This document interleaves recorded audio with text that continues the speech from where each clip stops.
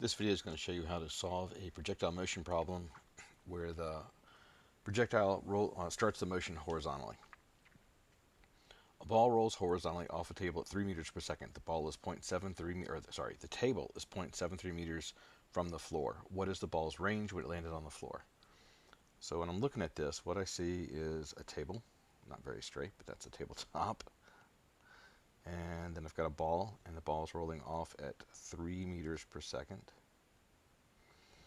And the ball is going to fall 0.3 meters, and I want to find the range. And the range is the horizontal distance from where the ball goes into the air to where it lands. So that would be the range right there. Okay.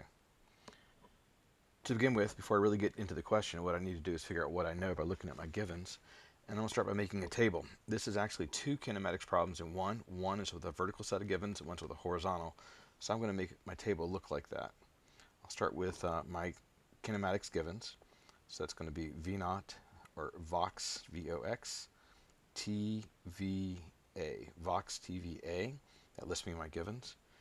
And I'll have a vertical column, so these are all the givens. They're going to go up and down. The initial velocity when it goes, let's see, in the vertical direction, that's going to be 0 because it rolls off horizontally. It's not going up, it's not going down. It's going to land 0.73 meters vertically. But I'm going to need a sign for that. So what I'm going to do to make my life easy is I'm going to assume that down is the positive direction. Time is unknown, final velocity, it's unknown, and the acceleration is 9.8 meters per second. Since it goes down and the distance goes down, they go the same direction, so they would be the same sign. So I'm going to make them both positive. That's why I made the downward direction positive. It's just going to make the math a little bit easier. My second list of givens is going to be for everything that goes in the horizontal direction. So the first one's vertical, that's up and down. The second one's horizontal, that's left and right. Horizontally, I know the initial velocity is 3 meters per second.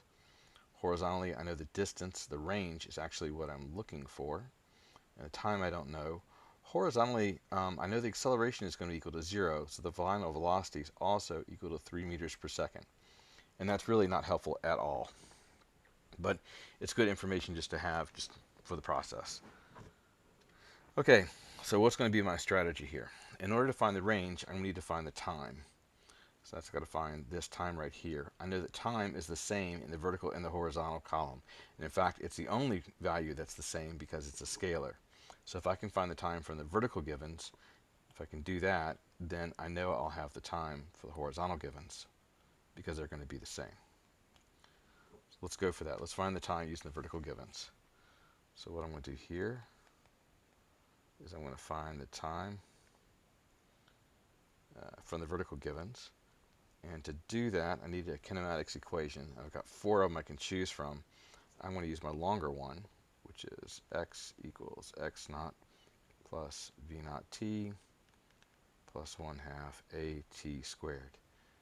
Now in the vertical direction, a couple nice things happen. Initial position, we're always going to call that 0, so we start from 0 and go from there. Vertically, I know the vertical velocity is going to be 0, so this makes the equation really easy. X is equal to 1/2 at squared. Now I need to isolate this for t, so I'll multiply both sides by 2 and divide by a, square root. So t is equal to 2a. Oh, sorry, I got that wrong.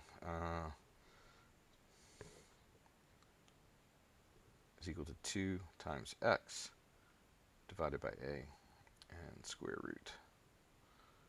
So t equals, when I do all the math, get a lot of decimals, 0.3859787. And if I was using my calculator, I want to keep that value on my screen or store it one way or the other. Okay, but I haven't found my real answer. The answer I'm looking for is the horizontal distance. So I know now, I know the time, 0.3859787, and I need to use that to find the horizontal distance, or the range. To do that, I'm going to use this equation again. X equals x naught plus v naught t plus 1/2 at squared. Except when I do this and I look at my givens, I know that x naught is going to be equal to 0. That's how we solve things, make it 0. I know that the initial velocity is 3, but the acceleration is going to be equal to 0. So that leaves me with x is equal to v in the x direction, that's the initial velocity there, times t.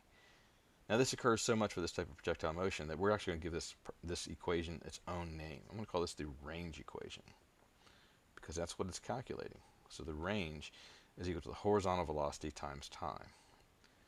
V naught in the x direction times time. So for this problem, that's actually going to give us the equation we need to find the answer.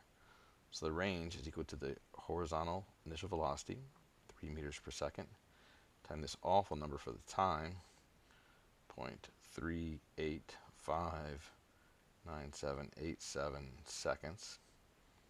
And so the range, I do the math, I get to 3 sig figs, 1.16 meters. And that's the range.